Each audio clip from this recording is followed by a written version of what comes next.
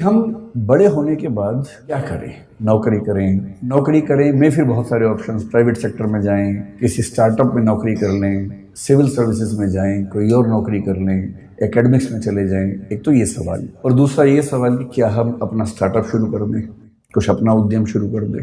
और मैं देख रहा हूँ कि आजकल की पीढ़ी को एक शब्द बड़ा अच्छा मिल गया, स्टार्टअप। हमारी पीढ़ी ने भी स्टार्टअप किए। मुझे 2 साल पहले ही पता लगा कि जो मैं कर रहा हूँ कई साल से वो स्टार्टअप ही होता है। वरना मैं 2 साल वरना तो मैं 3-4 साल से बड़ा परेशान था कि पूरा देश स्टार्टअप कर रहा है और हमने कभी किया ही नहीं। तो मुझे एक बार गूगल पे जाके सर्च करना पड़ा कि स्टार्टअप क्या होता है, व्हाट इज स्टार्टअप। तो पता लगा स्टार्टअप का मतलब अपना काम करना, इतना ही होता है।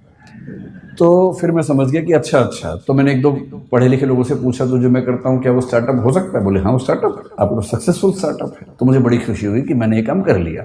वरना दुविधा रहती कि सारी दुनिया कुछ कर रही है और हमारे वर्तमान सरकार उस पर इतना जोर दे रही है और हमने किया ही नहीं वो काम। आप लोग संयोग से हमारे पूरे भारतीय इतिहास के उस दौर में हैं। मैं इस पे आता हूँ 2 मिनट के बाद, इस वाक्य को पूरा करूंगा। उससे पहले एक संकेत करता हूँ। हर देश में जो इकोसिस्टम है उसमें सपने अलग अलग होते हैं, और ये आपके सपने दरअसल आपके सपने होते नहीं हैं। आपके सपने आपके समाज के सपने होते हैं जो उसने आपके मन में बैठा दिए।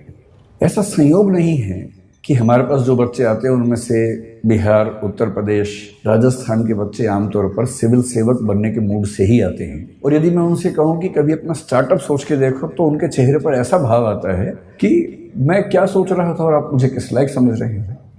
क्योंकि उनको जो वैल्यू सिस्टम है जो सोसाइटी ने दिया है वो सिविल सर्वेंट बनने का ही है। उनके लिए उससे बड़ा कोई सपना है नहीं।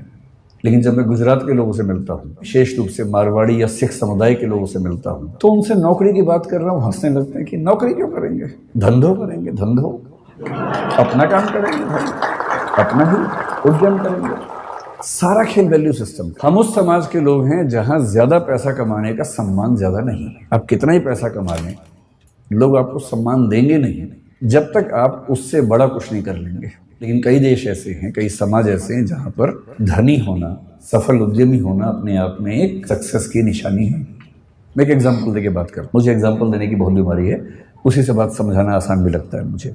मैं अभी करीब 12-13 दिन अमेरिका में रहा। मैं 5 विश्वविद्यालयों में गया सिर्फ उनका सिस्टम समझने के लिए। उनमें से 2 में मुझे निमंत्रण था, 3 में मैं बिना बोले पहुंच गया कि मैं देखना चाहता हूं कि कैसे आप लोग काम करते हैं। तो वहां के कुछ स्टूडेंट्स, कुछ प्रोफेसर से परिचय था, तो उनके साथ मैंने पूरा विश्वविद्यालय देखा, समझा, कुछ बच्चों से मिला, उनके सपने पूछे, उनके पढ़ने का तरीका पूछा, प्रोफेसर से पढ़ाने का तरीका पूछा। पर्पस ये था कि कल को अगर मैं कोई विश्वविद्यालय शुरू करूं, जो कि मेरा एक सपना है, तो मेरे पास एक टेम्पलेट हो या कई टेम्पलेट्स हों कि एक अच्छा विश्वविद्यालय कैसा होता है और बच्चों की पूरी ग्रूमिंग का तरीका क्या होना चाहिए। तो उन्होंने सब मुझे बताया। मैंने वहां जो बिजनेस पढ़ रहे थे, 1-2 बच्चे जिन्होंने बिजनेस स्टडीज पढ़ा हुआ था, मास्टर्स लेवल पर या ग्रेजुएशन लेवल पर, मैं अच्छे यूनिवर्सिटी की बात कर रहा हूँ, मैं यूटी ऑस्टिन की बात कर रहा हूँ, मैं मिशिगन यूनिवर्सिटी के रॉ स्कूल की बात कर रहा हूँ, मैं कोलंबिया यूनिवर्सिटी की बात कर रहा हूँ, इनकी बात कर रहा हूँ जहां पर पढ़ना किसी के लिए बहुत बड़ा सपना हो सकता है। वहां जिन लोगों ने बिजनेस स्टडीज की पढ़ाई की, उनसे मैंने खूब बातें की, 1-2 घंटे बात की, और अंत में एक कठोर सवाल पूछा। मैंने कहा 2 बातें बताना सीधे सीधे। एक तो ये कि यहाँ से पढ़ने के बाद क्या पैकेज मिलेगा तुम्हें। वो थोड़ा चौंक जाते थे कि कितना सीधा सवाल पूछ लिया। मैंने कहा इसीलिए पूछ रहा हूँ कि मुझे पता तो हो कि यहाँ आप आए तो उसका फायदा है कि नहीं है। तो उनमें से कुछ ने, मैं स्पेसिफिक नहीं होऊंगा क्योंकि उनकी प्राइवेसी का मामला भी है, 1-2 लोग जो मास्टर्स में काफ़ी अच्छे लेवल पर थे, पूरी स्कॉलरशिप पर गए हुए थे, उन्होंने बताया कि सर हमने जो यहाँ खर्च किया है, मतलब जो बिना फेलोशिप वाले लोग खर्च करते हैं, वो करीब भारतीय करेंसी में 1.5 से 2 करोड़ रुपए के बीच का खर्चा हो जाता है 2 साल की पढ़ाई करने का। स्कॉलरशिप है तो अलग बात है, नहीं तो इतना खर्चा हो जाता है। तो मैंने कहा उसके बाद होगा क्या? बोले सर हम जो डिग्री कर रहे हैं ना उसकी वैल्यू बहुत ज्यादा है, तो जब हम उतरेंगे बाजार में तो हम मान के चलते हैं कि हमें 1-8 साल के अंदर अंदर 2 लाख USD का एनुअल पैकेज मिल जाएगा, जिसका मतलब वही 1.5 से 1.6 CR के आसपास का पैकेज मिल जाएगा। और हमारे खर्चे हैं, लोन है थोड़ा थोड़ा, वो सब हम 3 साल में चुका देंगे। खर्चा भी वहां ज्यादा होता है, लेकिन हम साल में 60-70 लाख रुपए बचा लेंगे, 3 साल में सारा लोन चुका देंगे, तो 2 साल की पढ़ाई का बोझ 3 साल में उतरेगा। उसके बाद हम लगभग $2 लाख हर साल कमाएंगे और लगभग $1 लाख साल का बचा लेंगे, जो कि भारत के हिसाब से काफी ज्यादा आय का मामला है। तो वैसे हम बहुत खुश यहाँ नहीं है क्योंकि सोशल लाइफ वैसी नहीं है हमारी, but still financially we will be so good that we can be happy. On that ground. तो मैं उनसे बहुत प्रभावित हुआ। मैंने कहा वाह क्या बात है, आप खूब सफल हों, अच्छे उद्यम करें, और जैसे से आगे बढ़ेंगे फिर तो पता नहीं क्या होने वाला है, बाद में 2 लाख से बढ़ के 2.25 होगा, 2.5 होगा। मैंने कहा सीधे बताओ कि 20 साल बाद कितना होगा। काफी सोच के बोले कि सर जो 2-3% लोग हैं सबसे शानदार, वो 20 साल बाद शायद $3 लाख के आसपास भी आ जाएंगे, 2.5 करोड़ कमा लेंगे। मैं बड़ा खुश हुआ। मैंने कहा चलो भारत का हर बच्चा वहां जाके करोड़पति हो जाए, इससे बड़ी खुशी की क्या बात है। सारा मैं खर्च तो ना करेगा, यहाँ भी तो भेजेगा वापस करके, तो रेमिटेंसेस हमारे पास आएंगी तो हम इस बात से खुश हो सकते हैं। फिर कल मैं न्यूयॉर्क में था, तो वहां से जब मैंने टैक्सी पकड़ी JF कैनेडी एयरपोर्ट के लिए, तो मेरी आदत है कि मैं जब टैक्सी में जाता हूँ तो जो टैक्सी ड्राइवर है उससे खूब गप्पे मारता हूँ, आधा 1 घंटा, वो पक जाता है मुझसे बात करते करते। तो मैंने उसको पकड़ लिया।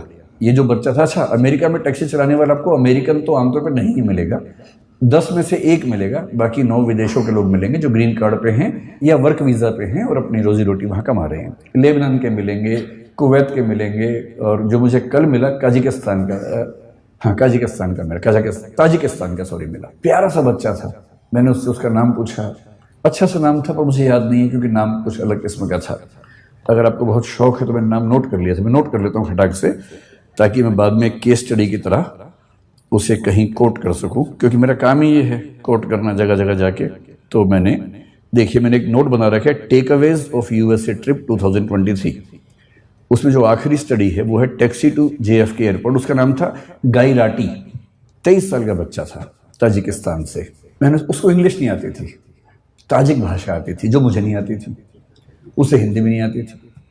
अच्छा, ऐसे में क्या होता है कि इशारों की भाषा में काम चलता है फिर थोड़ी देर के बाद तो, और इशारों की भाषा यूनिवर्सल है। और अंग्रेजी इतनी उसको आ गई थी कि सेंटेंस का स्ट्रक्चर नहीं आता था ना, बाकी तो आता ही था, आई गो ताजिकिस्तान ईयर, तो इतना बात समझ में आ गया था कि साल में 1 बार जाता है। तो इस तरह से सिंटेक्स के बिना जो भाषा काम करती है उस भाषा में काम चल रहा था। तो मैंने पहले उससे पूछा व्हाट्स योर नेम, उसने घूर के देखा, मैं कहा नेम, वो समझ गया नेम पूछ रहा है, तो उससे बताया गाई राटी। फिर मैं कहा एज, तो उसने कहा 23 ईयर्स। भारत में फूफा लोग इतना करने के बाद तो रिश्ता तय कर लेते हैं, तो उसके चेहरे पर भी ये भाव था कि क्या ये रिश्ता तय करने वाला है। तो मैंने उससे कहा नहीं मैं तो कुछ और पूछना चाह रहा हूँ। फिर मैंने कहा गाई राटी कब से हो अमेरिका में? उसने कहा 1 ईयर। तो मैंने कहा वीजा कैसे मिला? बोला ग्रीन कार्ड। तो मुझे ध्यान आया कि ग्रीन कार्ड के मामले में डाइवर्सिटी पॉलिसी काम करती है, हर देश से कुछ लोगों को मिलता है, तो उसमें उसको मिल गया होगा। तो मैंने बहुत सहानुभूति के भाव से पूछा, मैंने गाई राटी कितना कमा लेते हो यार? मुझे लगा बोलेगा बहुत कम कमाता हूँ, इस भाव से थोड़ी सी टिप मिल जाए अंत में, और मैं उसको बहुत खुश होकर $10 की टिप दूंगा और एहसान कर दूंगा अंत में, मुझे भी खुशी हो जाएगी। तो उसने कहा कि ऑलमोस्ट $400 to $500 एवरी डे। अच्छा, भारत का आदमी सीधे 80 से गुणा करता है वहां जाके, जो भी फिगर सुनता है खटाक से गुणा करता है। मैं घबरा गया, भाई ये तो बहुत ज्यादा कमा लेता है, इसका मतलब बहुत ज्यादा कमा लेता है। मैंने कहा अच्छा। फिर मैंने कहा how many days in a week you work, क्योंकि वहां सब 5 दिन काम करे, 2 दिन मस्ती करते हैं। ऑल 7 days, क्योंकि मस्ती तो वहां के लोग करते हैं ना, बाहर से जाते हैं वो तो भविष्य में मस्ती करने के मूड में होते हैं, अभी मेहनत करते हैं। फिर वो समझ गया कि ये मेरी इनकम काउंट करना चाह रहा है, तो उससे खुद ही बोला on average I earn $12,000 to $14,000 per month. फिर मैंने 80 से गुणा कर दिया खटाक से, तो मैं समझ गया कि ये महीने के 10 से 12 लाख कमा लेता है। तो मैंने उससे फिर पूछा दिस इज योर रेवेन्यू और दिस इज योर सेविंग? भाई आप तो कॉमर्स के लोग जानते हैं, रेवेन्यू अलग है, सेविंग अलग है, नेट इनकम है कि ग्रॉस इनकम है, उसी में सारा खेल हो जाता है। और वैल्यूएशन की दुनिया इसी खेल पे चल रही है कि कुछ का कुछ बोल के वैल्यूएशन करवा लेना है। तो उसने कहा दिस इज माई सेविंग।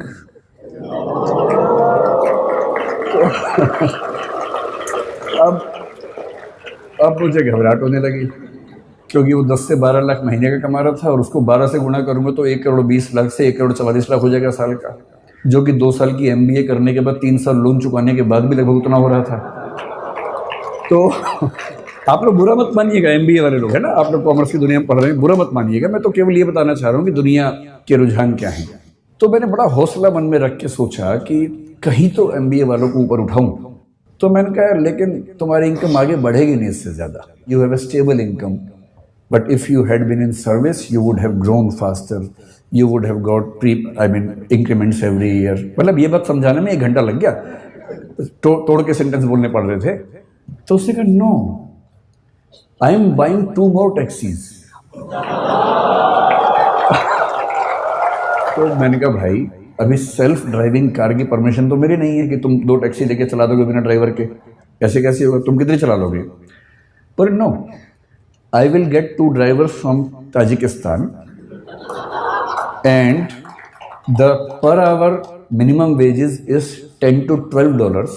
तो मैं उनसे दिन में 10 घंटे काम करवाऊंगा, $120 उनको दूंगा, और मैं एक टैक्सी से 400-500 कमा लेता हूँ, 120 दे दूंगा, तो भी मेरे पास मतलब 350 की एवरेज एक कार से बचेगी। 2 से 700 7 दिन चलाएंगे, तो मोटा मोटा मान के चलिए कि मामला बड़ा रिस्की हो जाएगा। तो फिर मैंने टिप दी नहीं उसको।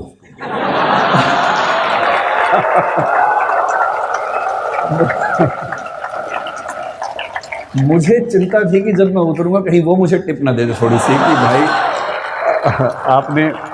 आपने इतना पूछा, थोड़ा आप चिंतित हो गए होंगे, अगर आपको टिप चाहिए हो तो आप ले सकते हैं। और मज़े की बात क्या बोला, साथ में पढ़ाई भी करता है वो, इस सब के साथ साथ वो ऑनलाइन या हाइब्रिड करके कुछ पढ़ाई भी करता है साथ साथ। तो मुझे लगा कि श्रीराम कॉलेज ऑफ कॉमर्स के लिए सही केस स्टडी मिल गई मुझे, क्योंकि यहाँ बिजनेस कॉन्क्लेव में तो ऐसी बात करनी चाहिए। तो मैं अपनी बात को केवल 10 मिनट में सार इस एनेक्डोट के माध्यम से समझाना चाह रहा हूँ। आप लोग अभी युवा हैं, जिंदा हैं और सपने देखते हैं। जिंदा होने का मतलब वो नहीं होता है ना, जिंदा होने का मतलब होता है जो जिंदा हो तो फिर जिंदा नजर आना जरूरी है, ये मतलब होता है ना। जिंदा एक बहुत प्रसिद्ध शेर है, उसूलों पे जो आँच आए तो टकराना ज़रूरी है, जो जिंदा हो तो फिर जिंदा नज़र आना ज़रूरी है। तो मैं इसलिए कह रहा हूँ कि आप लोग ऊर्जा से लबरेज युवा हैं और अभी आपकी सपने देखने की उम्र है। जिंदा तो बहुत लोग हैं, लेकिन कुछ लोग जिंदगी ढो रहे हैं, घिसट रहे हैं, और आप भरे हुए हैं ऊर्जा से।